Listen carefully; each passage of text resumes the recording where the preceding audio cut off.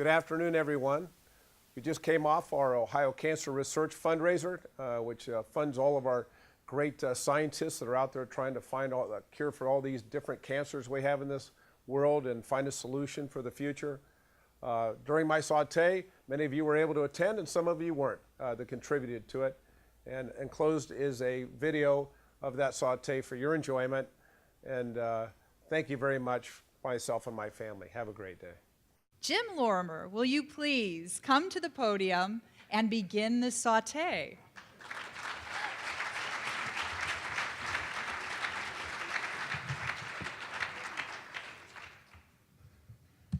Thank you, Kristen.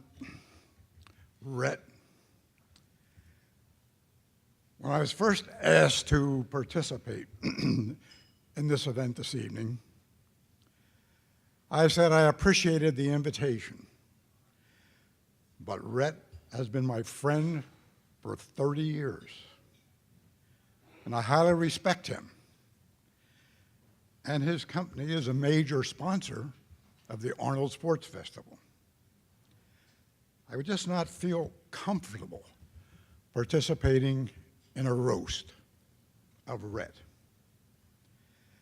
But then I later thought, this event is for a most worthy cause, the fight against cancer. And it is both a recognition and a roast. And as Rhett's friend, I should be there and could be there to defend him, to explain in the special way I know why he should not be blamed for being the loser that many people think he is.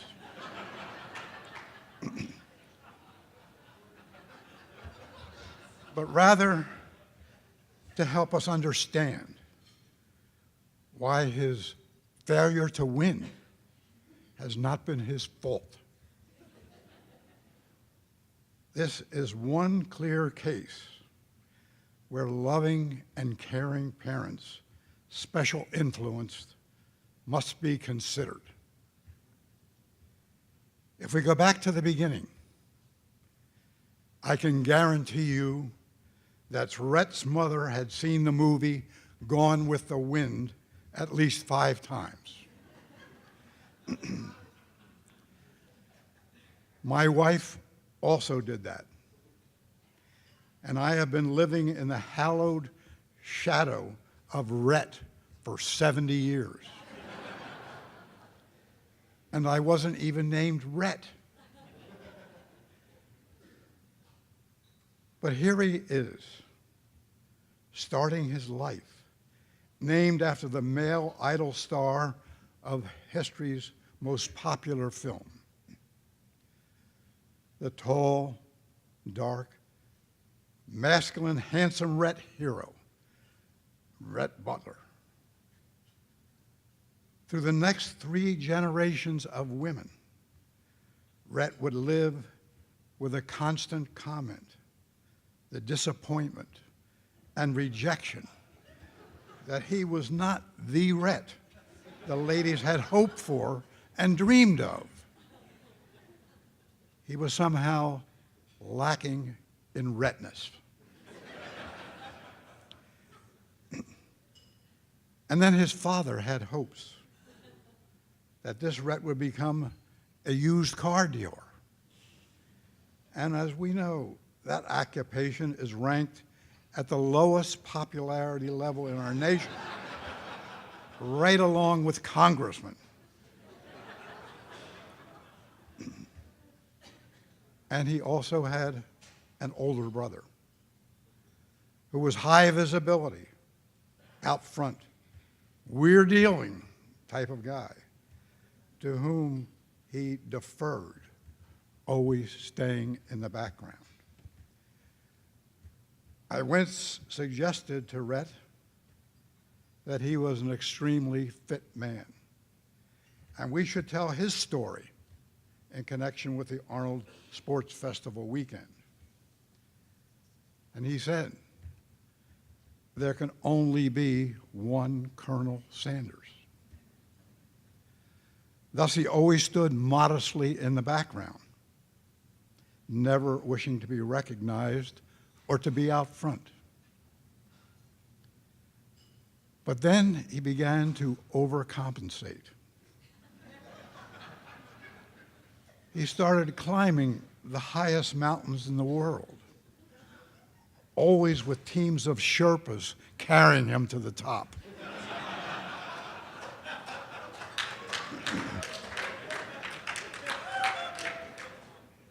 He most recently took up the martial arts form of Krav Maga.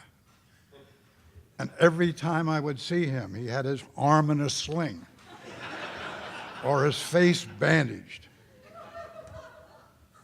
But still he was trying to compensate and make a statement about his Rhettness.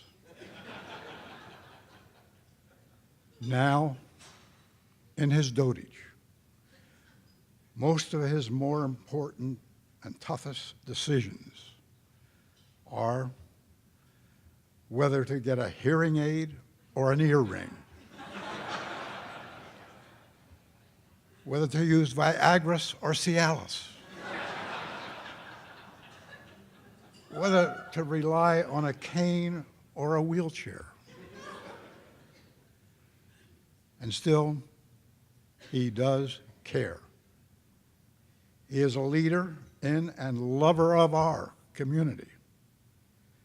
And as my primary and most qualified witness, I would like to call upon, and we are especially honored and privileged to have with us tonight, Scarlett O'Hara, who will tell us about the old, the real, and the best Rhett. Ladies and gentlemen, let's welcome Miss Scarlett O'Hara.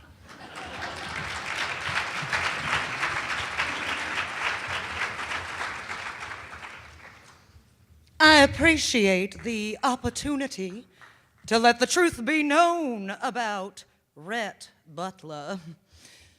He was an all-time self-centered loser. His final words should have been, "Frankly, my dear, I don't give a damn about anyone but myself." He may have been the original Rhett, but he was far from the best Rhett.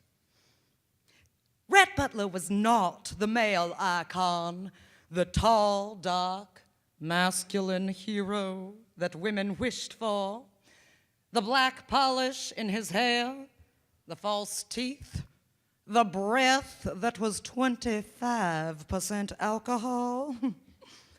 You know, the scene where he was to carry me up the ballroom staircase, he dropped me 3 times. They had to hire some young stud to do all the carrying. He did, though, try to buff himself up by taking some kind of steroid. He took so much of it, he could have had sex with the Cheerio. We couldn't believe Rhett Butler's ego. When asked whether he had an ego problem, Rhett Butler said, "No one believes that, especially my advisors, Matthew, Mark, Luke, and John." Rhett Butler was not the real man, the real Rhett he was believed to be. The Rhett women should pray for is the Rhett being recognized here this evening. He is a man who gives a damn about the things that really matter. Rhett Ricart is a loving family man, a highly successful business leader in his community. He is heavily involved in numerous community boards and service organizations. He has climbed mountains around the world and is a highly trained martial artist. He can laugh at himself and encourages us to laugh at his expense for a most worthwhile community cause, the fight against cancer. He is a man who gives a damn. He is the real Rhett. our dream man.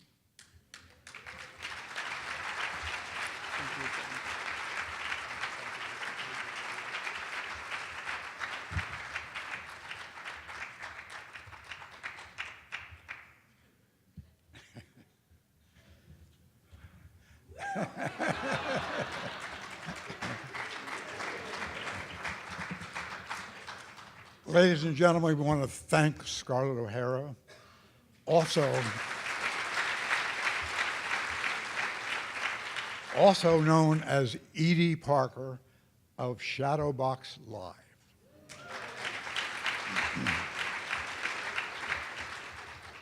We thank her for so well explaining who the real, the true, the best Rhett is. And we thank you for supporting the great societal cause here this evening, the fight against cancer. Thank you.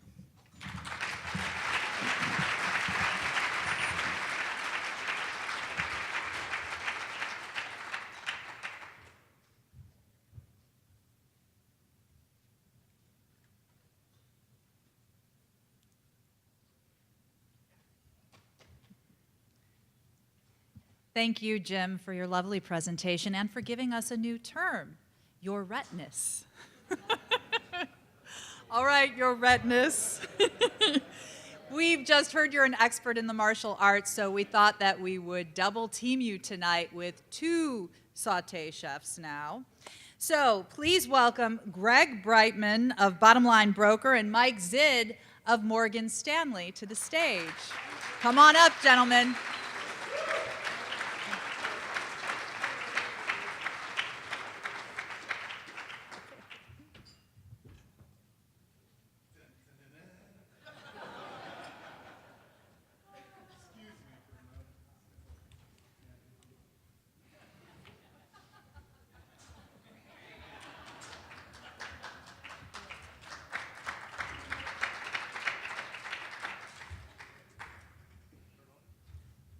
I hope so.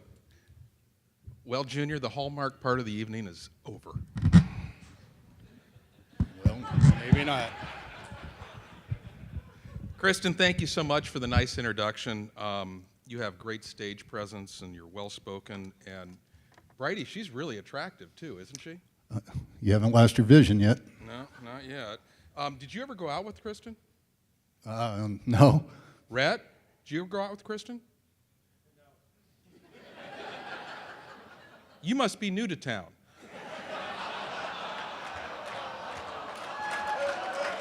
Funny guy, funny guy. Tom, I wanted to tell you also that I still got blonde. He doesn't. Tom, you look really good tonight. Also would like to thank Mayor Jim Lorimer for being here tonight, one of Rhett's oldest friends. I've lived in Worthington all my life. I spoke to Jim before tonight. He came up here. I literally was introduced to Jim in the 70s, the 1870s. And he's been around this whole time, been a great leader to the community. Obviously, with the Arnold, put us on the map, all that type of thing. But we got to clear up something. Ziddy knows more about this than I do. So this whole thing about him being a highly trained martial artist, I was going to let it go for a while, but we heard it from 2 or 3 different people. And Jim's exactly right. Mike and he train and work out all the time. So he goes and he trains with his son, who's a 5th degree or something now. So he becomes highly trained because he gets the living crap beat out of him 4 nights a week. That's how you become a highly trained martial artist. His son's become the highest black belt in the country by beating his dad up. And one more thing back to Jim. I just couldn't let that go. Jim, we appreciate you bringing your great-granddaughter here tonight. That's Scarlett O'Hara. Thank you very much. We appreciate it.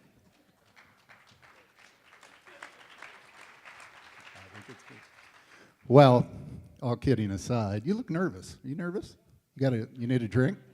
Why don't you sure? Why don't you sit back, relax a little bit there. There we go.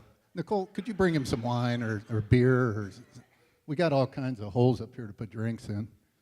Maybe some hemlock. Yeah, that'll work. Yeah, put that mic on. Yeah, you got to give him some tequila. So we'll get it started talking about Rhett Calvin Ricart. Great picture over here on the right.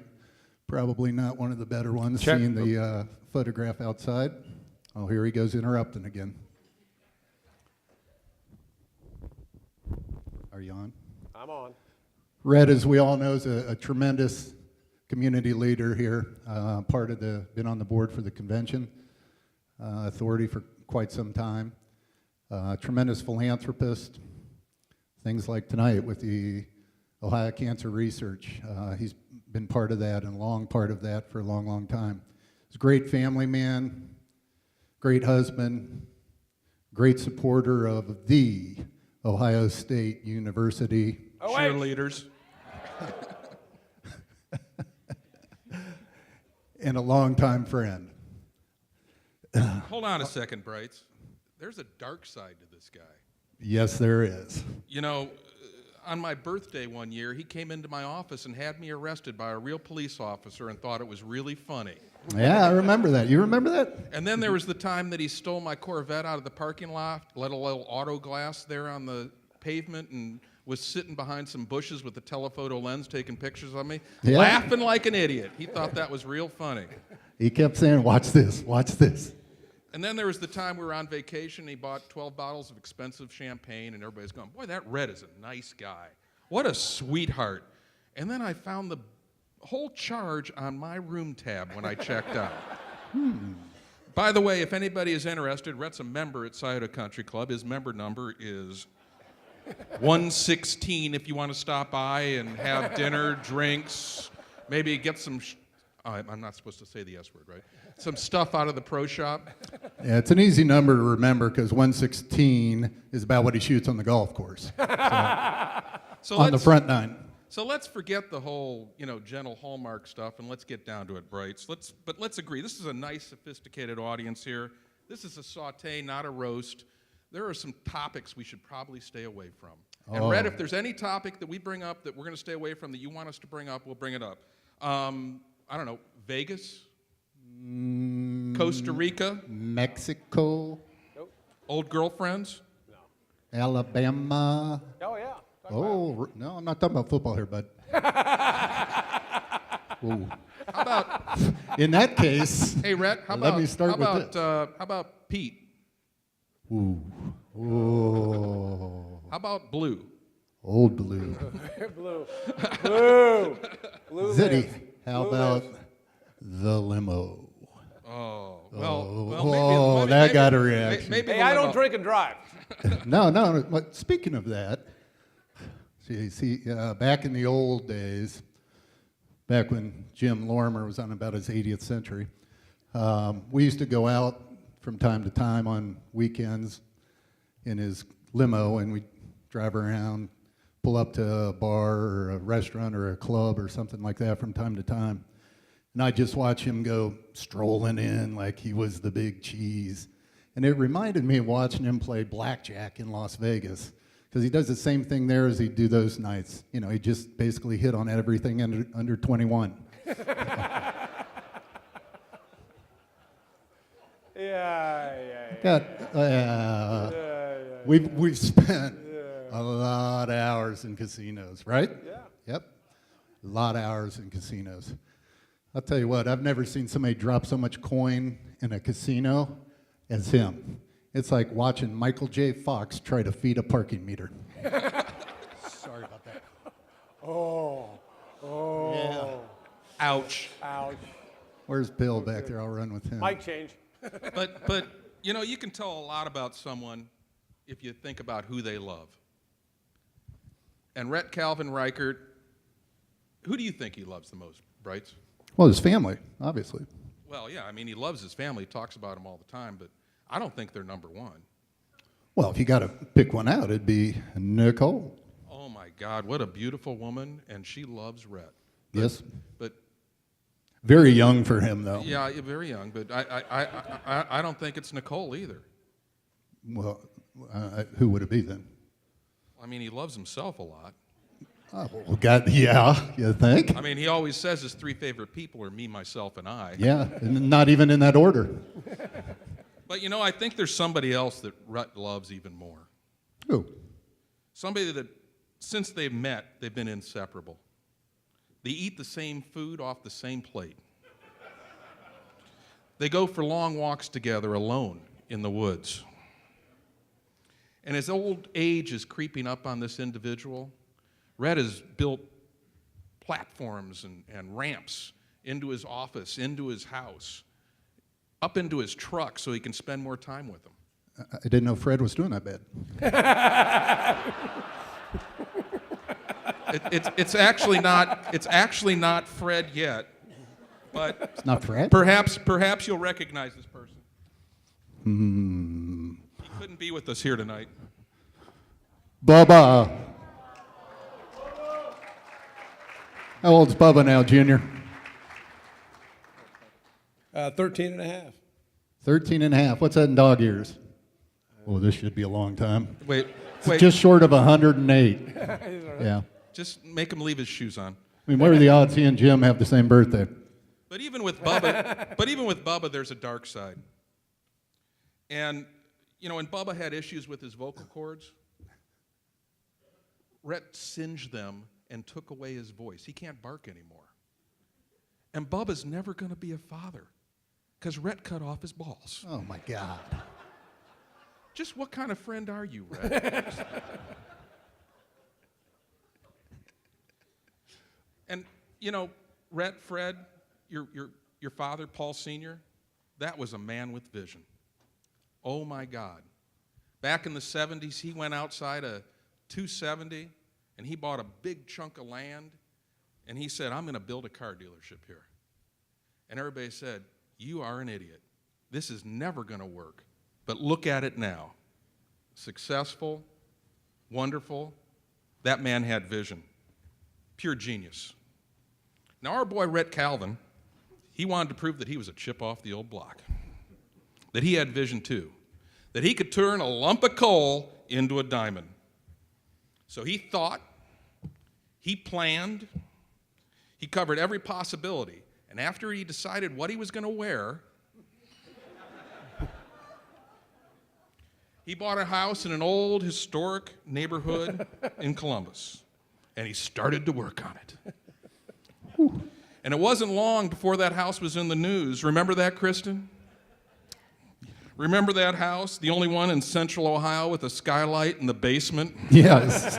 Check the pictures outside. Talk about vision. And Rhett started with an unlimited budget. And somehow, some way, he managed to exceed it. Talk about overachieving, Rhett. And that house was started during a previous administration. Which one was that, Brady? Ooh, I'd have to think back. It was, remind me. Maybe it was the Nixon administration. Ooh, But don't worry, Brady, that house is going to be done for the holidays. that's what I hear. Hopefully it's not the 4th of July holidays. So, okay, Rhett, your house fell apart. And we all know what you did to Bubba. But you will always have fashion. Ladies and gentlemen, look at this man. Look at the hair. Check out the nails. Where do you get those done? Check out the shoes. And how about that suit? Most people won't spend that much money on an Italian car, let alone an Italian suit. You know, I got to get a little better view here. Look at you sitting up there in your nice high chair, fancy Italian suit, drink between your legs. Really not doing anything, just kind of waiting to be entertained. Now I know what Fred's looked at for the last 30 years.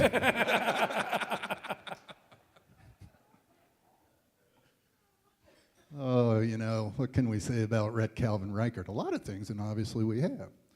So unfortunately, we invited somebody tonight that couldn't make it. So I'm going to try to give you my best rendition of Rhett introducing me to him. Oh, I guess it was a couple weeks ago. Break out the prop, Brady. Product liability. So many of you may not know, but Rhett is actually the second largest contributor to Donald Trump's campaign. And when Donald was in town recently, he invited Rhett to come backstage and meet him. And he invited me to go with him to meet the Donald as his second largest contributor to his campaign. So I'll try to give you little bits and pieces of how that went.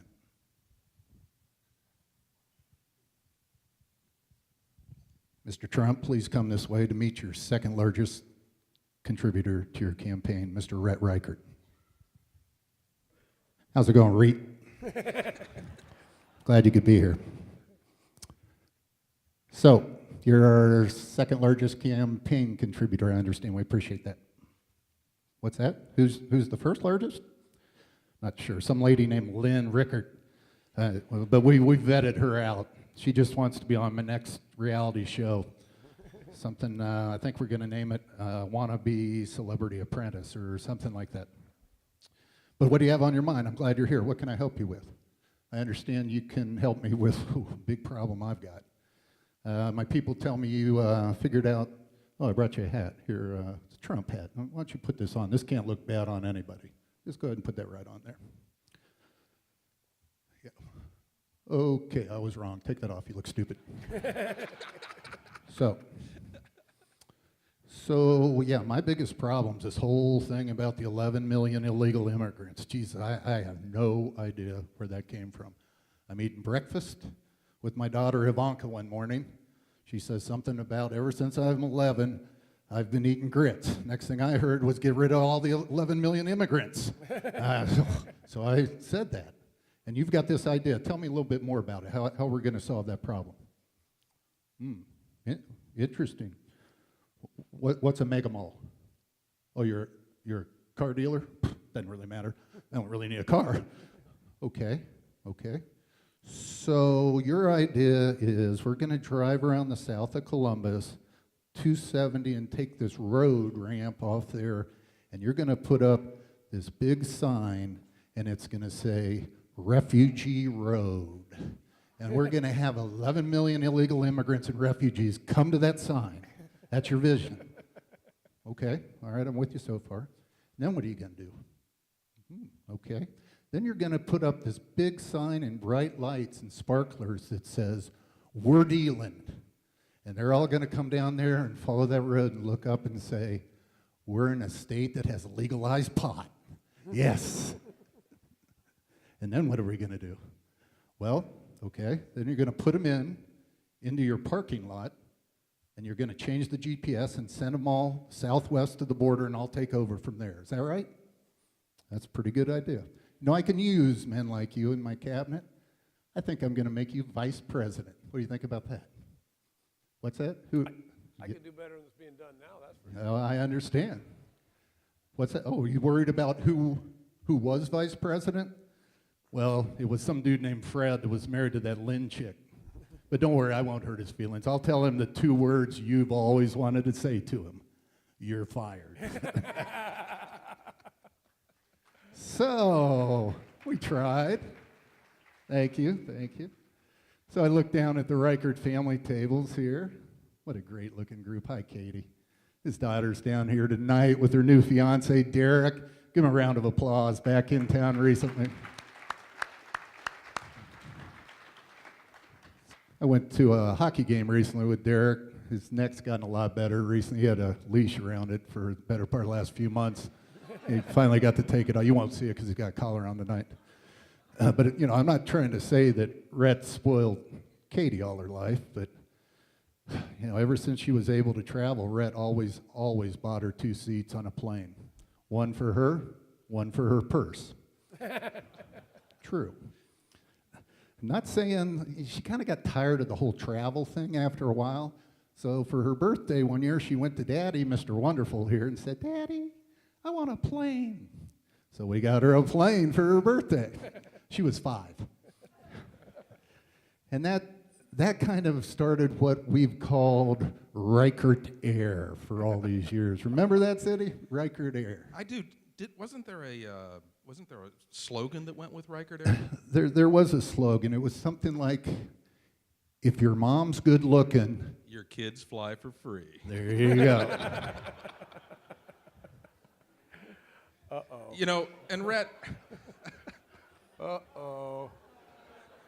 Rhett, you know, you've never been afraid. They're getting close, aren't they, Buckwheat? Rhett, you've never been afraid to jump on a fashion trend and ride it early, and then ride it well past its prime. You know, whether it's the flag bandana on your head, the muscle shirts, or the mullet. Yes, the mullet. Rhett, you're the only person in history to sport business in the front, party in the back, while wearing mom jeans and talking on a cell phone. Those eras actually never intersected. Oh, and Rhett, Joe Namath called. He wants his fur coat back. I see Nicole down there. We met her a little bit earlier. Nicole and I both went to Worthington High School. As I said, she's much, much younger than Rhett, though. I graduated back in 1978, and Nicole graduates next week. So, but it's working for him, I guess, right now. And I guess one last thing I'd like to add tonight is, I know most of you aren't aware of this, but we've got a chance of being in the Guinness Book of World Records tonight for the largest number of people sitting for the most consecutive minutes without having Ricart commercials blasted in our face. Good God, if I got to see Ricky Ricart tell me what frickin' time it is again. Holy cow. I mean, how do you do this? How do you get away with this? All you got to do, I've got the greatest sales idea you've ever had. You just go and you get a little device like a flash drive, and you sell it. You tell everyone, if you come by or lease a car, I'll put this flash drive in your TV and it'll cut off every commercial from Ricart until your lease is up, and then we'll hit you twice. Now, the commercials are great. You know, everything's great. Fred started it out. Ricky, Rossi wants to. He's laughing at that. He wants to be famous, like non-famous celebrities. Jim Hearn down here. Let's give Jim a round. He's the one that helped put all the photos together. Does the great job for all the Ricart TV commercials. Jim puts them all together in HD TV, right, Jim?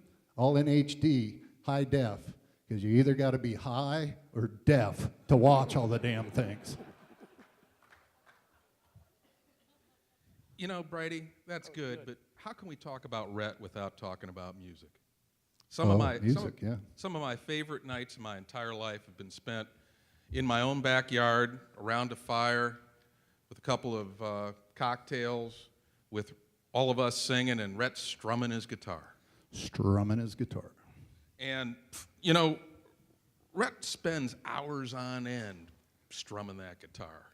And he started at a very early age, and it happened in a little bit of an embarrassing situation when his mom, you know, caught him strumming his guitar in the shower when he was about 12 years old. And after Rhett started learning about how much fun it was to strum his guitar, he would strum it in the morning.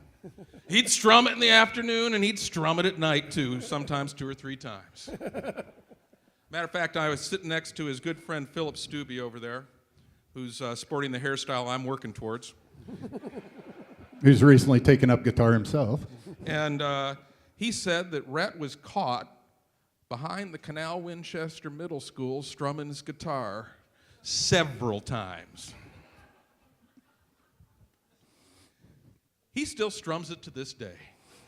A lot more now that he's married. So if you go over and you visit Rhett and stop by their new house sometime in July would be safe. Make sure you knock, because you don't want to walk in on Rhett strumming his guitar.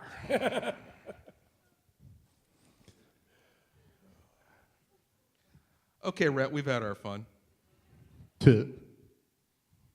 And don't worry, we'll make sure all those posters outside make it home so you can put them up in your living room. That's where we took them from. What are you talking about? But you are the best. You're the best businessman, best husband, best father, and as Brady and I can attest to, one of the best friends you could ever have. Amen. Thanks, man. But wait a minute. Wait a minute before everybody claps. What you got?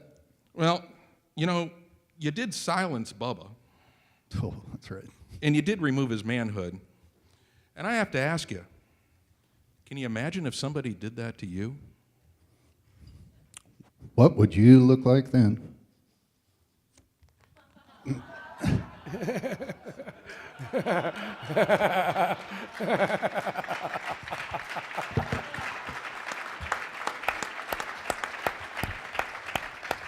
Thank you very much, ladies and gentlemen. You're about to get a huge uptick with Raleigh Ricart. Thank you, man.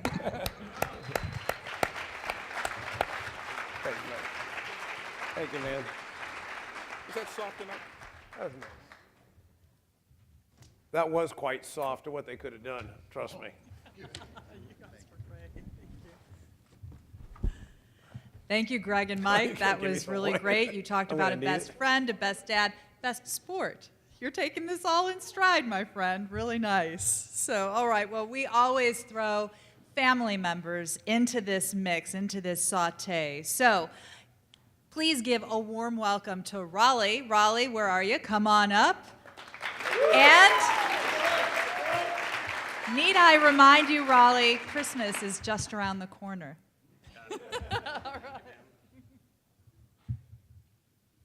Hi, everybody. It's going to be kind of hard to follow those two fools, but I will do my best. I'm Raleigh Ricart. I'm my dad's middle child. And I think what Mr. Brightman and Mr. Zid did really well in their saute is that they really got my dad on his body and his soul. And as an academic, I have no choice but to singe him a bit on his mind. So that's where I'm going to go with this. My dad's obviously a very intelligent person. He wouldn't be where he is today. He wouldn't be, a CEO of a company that's done so well. He's an intellectual individual.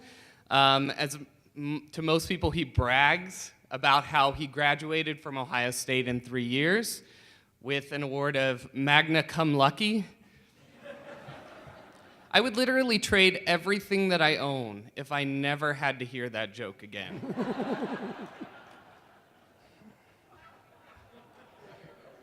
But with that, my dad is clearly a very good businessman. He's really good at math. I'm surprised he couldn't do that multiplication in his head.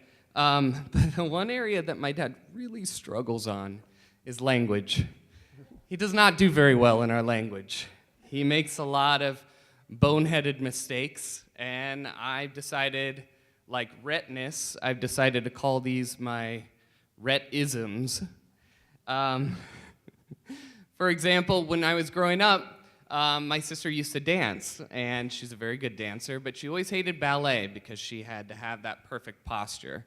And my dad took her aside one day and said, Katie, if you don't stand upright, you're gonna get scoliotitis. Well, even at our young age, we knew that it was scoliosis, but I guess that's a Canal Winchester education for you right there. Ooh. OH! Another boneheaded mistake that my dad makes is my cousin Stephanie was pregnant with her second child, and we're over at her place for Christmas. And he leans into her and he's like, Stephanie, really serious face, I want to make sure that you're up to date with all your soundagrams. Soundagram? What the hell's a soundagram? I think he meant sonogram, but when we called him on it, sonogram, they're basically the same thing. No, last time I checked, a sonogram is a machine to check for babies. A soundagram, I don't know, it sounds like it should be at a carnival somewhere, and it has like a crank on it, and it goes doo-doo-doo-doo-doo-doo. That's a soundagram. He also has other good words of advice. He told Katie and I that we should not live a sedimentary life because, it's bad for your health. Well, I hope that I shouldn't live a sedimentary life. I don't want to be sandstone. I think he meant sedentary, but, one of those classic Rhett-isms. My dad also struggles in foreign language. If he ever told you about when he took Latin, he got a D in it. But I guarantee you that if he had taken any other language, it'd be the exact same result. It doesn't matter what it is.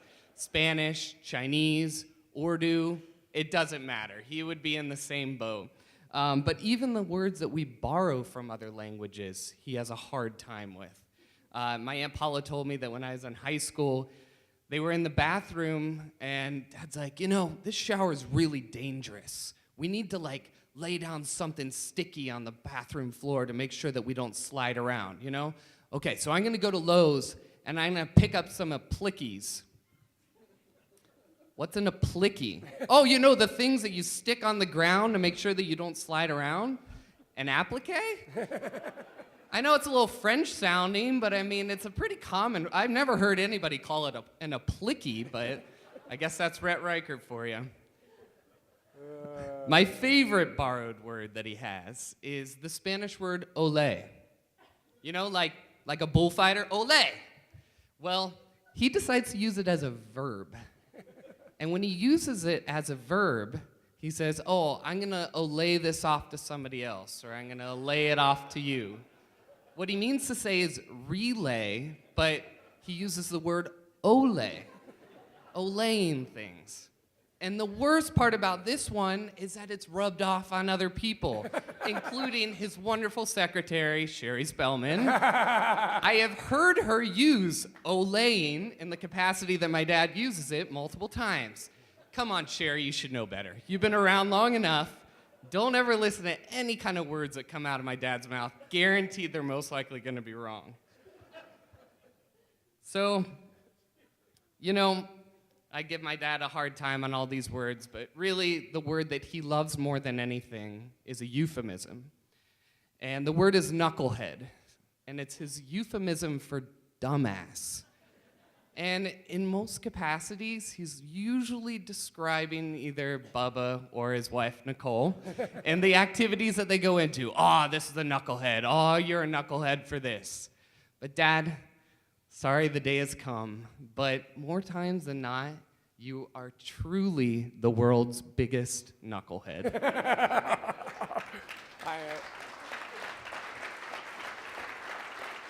I, of course, love my dad very much. This was a great opportunity to stand up here for a great cause, and I appreciate your guys' time. Thank you so much.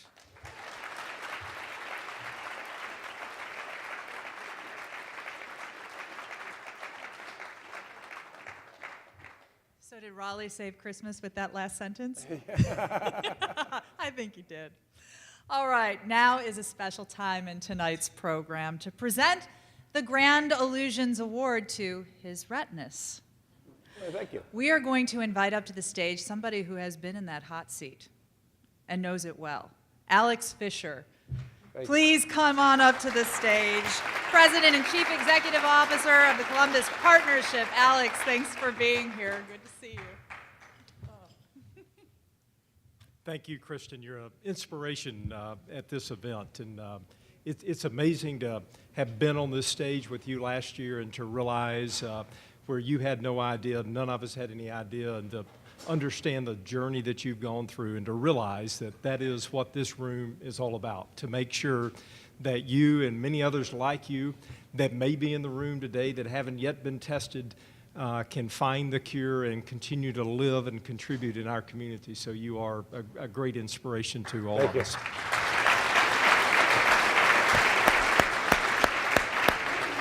To Dennis and Sue and Bill and Tom and all the founders, 29 years ago you started something that has raised literally hundreds of millions of dollars to fight this ugly disease. And that is an amazing tradition, Rhett, to stand here on the stage together and be a part of 29 years of history, 29 years of honoring a little bit of a Saute, maybe a barbecue in a few moments by a few of your friends, but certainly all for a fantastic and really good cause. Jim, you mentioned Congress. I thought maybe you were going to suggest the likeness to former Speaker John Boehner. It's kind of like got a little bit of Rhettness or redness there going, Rhett. I grew up in the South, and one of my neighbors was a guy named Johnny Cash. And he wrote a famous ballad called The Boy Named Sue. And I always thought, well, it would be really tough to grow up as the boy named Sue or the man named Rhett. Indeed, I've never met another Rhett. And in fact, our community is better off because we know you. You're a business leader. You and your brother took over from the great accomplishments of your dad in the early 1980s. You guys, in 4 or 5 years, built the biggest and most successful Ford dealership anywhere in the country. And in fact, this is an amazing statistic.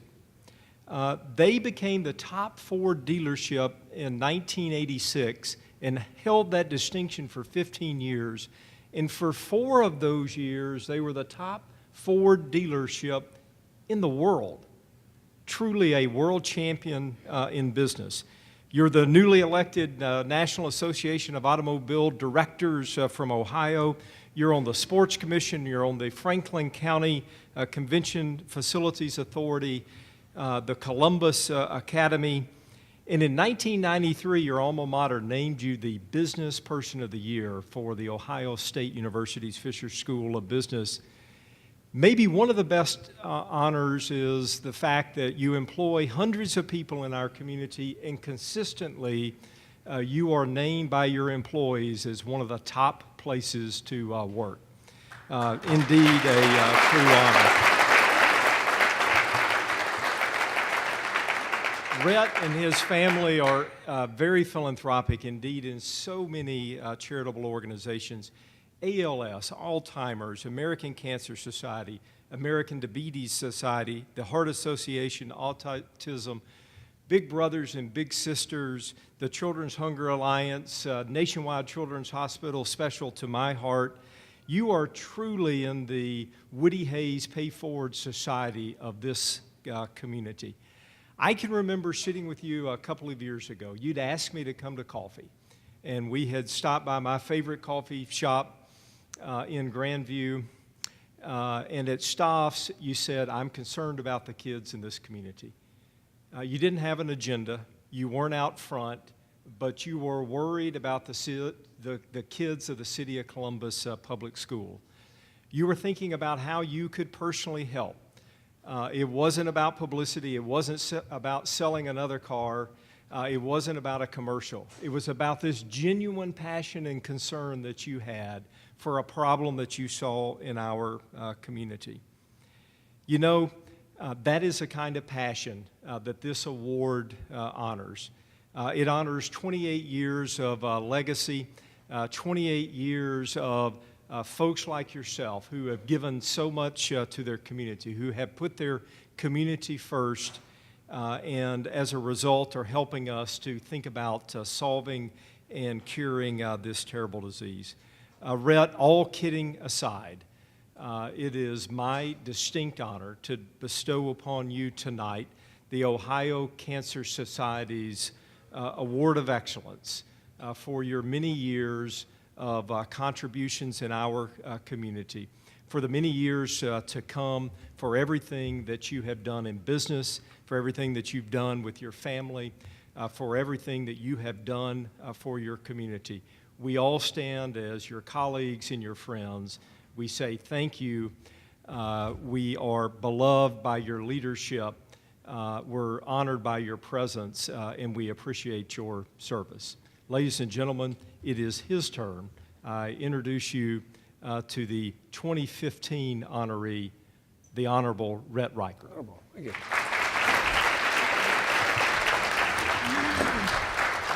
Wow. Well, I can't have a glass of wine in my hand there, can I? Who would have thought, huh? Who would have thought? Who would have thought? Who would have thought?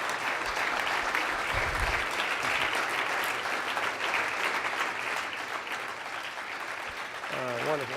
Very kind. Very kind. Very kind. Very kind. Very kind.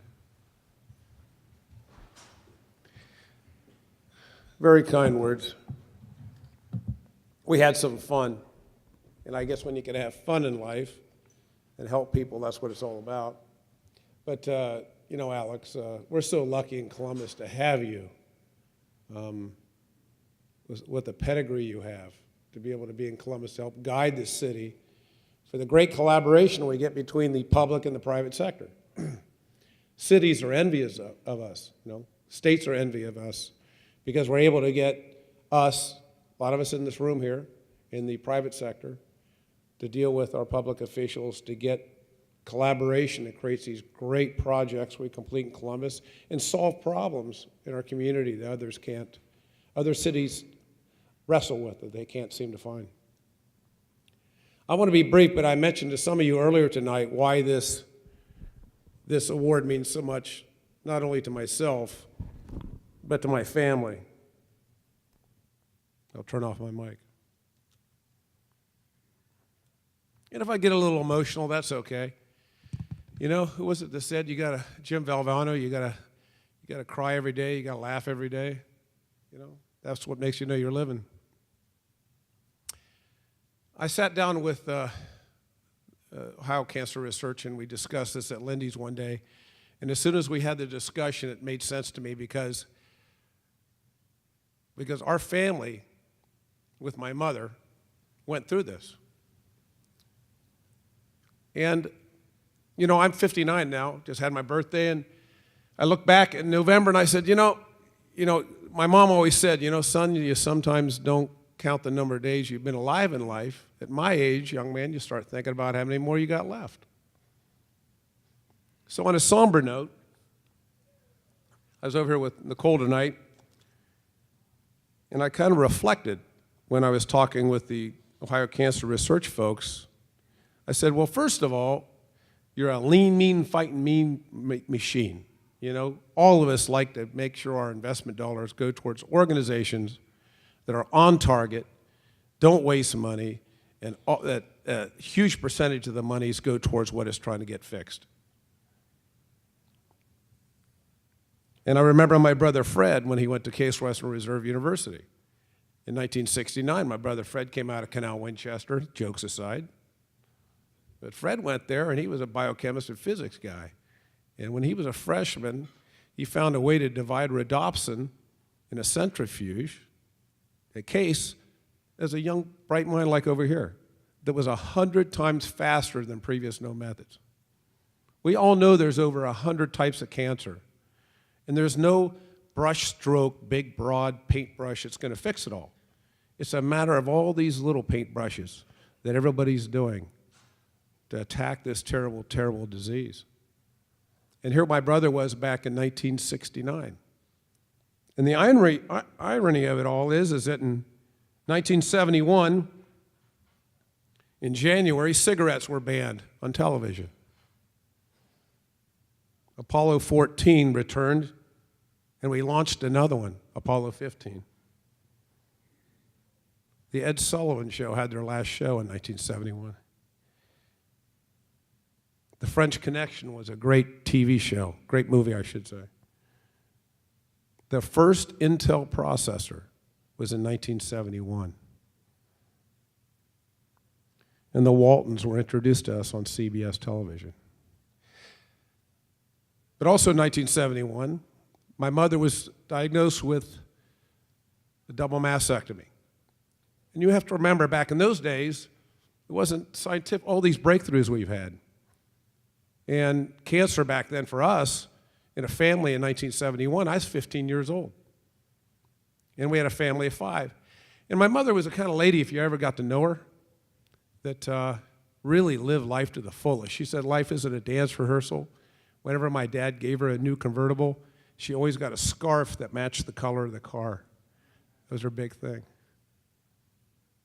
So we went through that as a family, and my mother took me to her bedside and said, you know, I want you to see what I just went through, because you hear all the tension in the family and all the things you were going through. And back then, it wasn't scientific. They just basically just carved her up.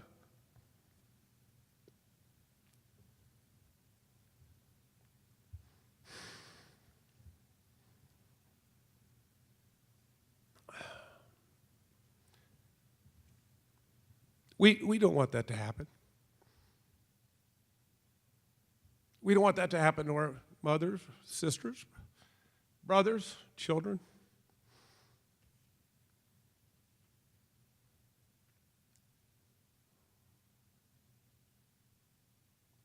what we're doing tonight is banding together. We're saying we've had enough. We've had enough of this disease. And we're going to go after it tonight.